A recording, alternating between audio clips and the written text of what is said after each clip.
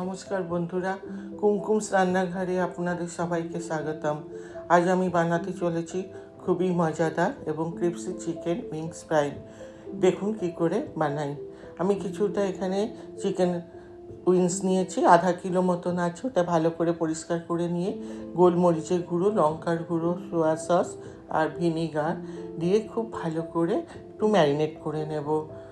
এটা খুব একটা বেশি টাইম ম্যারিনেট করতে হবে না, 10 থেকে 15 মিনিট করে রাখলেই হয়ে যাবে। এবারে একটা প্লেটের মধ্যে ময়দা আর একটু কর্নফ্লাওয়ার, যতটা ময়দা হবে তার হাফ কর্নফ্লাওয়ার নিতে হবে। এবারে গোলমরিচের গুঁড়ো, লঙ্কার গুঁড়ো, আন্দাজ মতো নুন দিয়ে খুব ভালো করে মিলিয়ে নেব সব সামগ্রী একসাথে।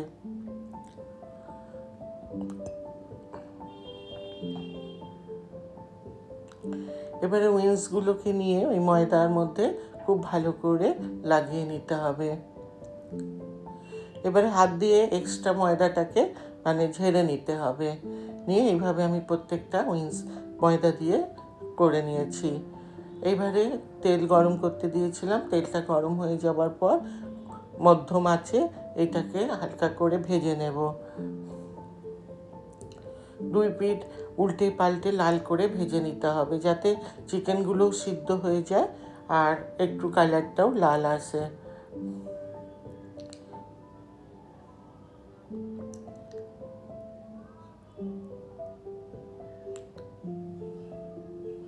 এইভাবে উল্টে পাল্টে লাল করে ভেজে নেব।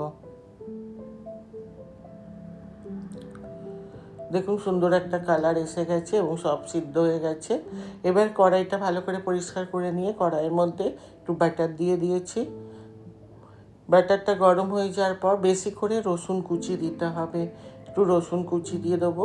বাটারের সাথে রসুন কুচিটা একটু ভেজে নেব হালকা লাল রং হওয়া পর্যন্ত। আর বাটারের সাথে রসুন ভাজলে খুব সুন্দর একটা গন্ধ বেরোয়। এবারে টমেটোর সস দিয়েছি, এটাই বড় 2 টেবিল চামচ মতন আছে। এইভাবে সসটাও রসুনের সাথে খুব ভালো করে মিলিয়ে নেব। এবার রেড চিলি সস দেব, এটাও 1 টেবিল চামচের মতন দিতে হবে।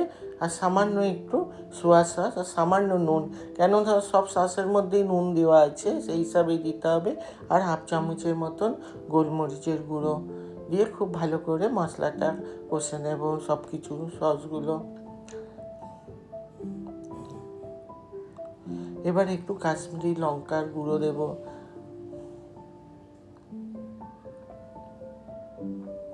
দিয়েও সেটা ভালো করে সসের সাথে মিলিয়ে নেব। এবারে ভাজা উইংসগুলো দিয়ে দেব সসের মধ্যে, দিয়ে খুব ভালো করে মিলিয়ে নিতে হবে।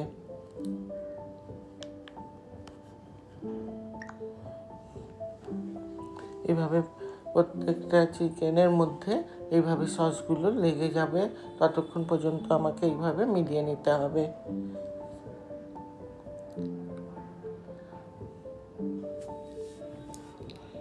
এবারে উপর থেকে একটু মধু দেব, যদি মধু না থাকে তখন চিনি দিতে পারেন, কিন্তু এটাতে মধু দিলেই বেশি ভালো হয়। এবারে একটু উপর থেকে তিল দিয়ে দেব, তিলটা দিয়েও খুব ভালো করে মিলিয়ে নেব। আর একটু ধনে পাতা দেব আর কাঁচা লঙ্কা কুচি। তো বন্ধুরা, আজকের মজাদার চিকেন উইংস ফ্রাই একদম রেডি। আপনারা অবশ্যই বাড়িতে ট্রাই করে দেখবেন। ভিডিওটা ভালো লাগলে একটা লাইক দেবেন, চ্যানেলটা সাবস্ক্রাইব করতে ভুলবেন না, বেল আইকনটি প্রেস করতে ভুলবেন না। আবার দেখা হবে নতুন কোনো রেসিপি নিয়ে। ধন্যবাদ কুমকুমস রান্নাঘর দেখার জন্য। আপনারা সবাই ভালো থাকবেন।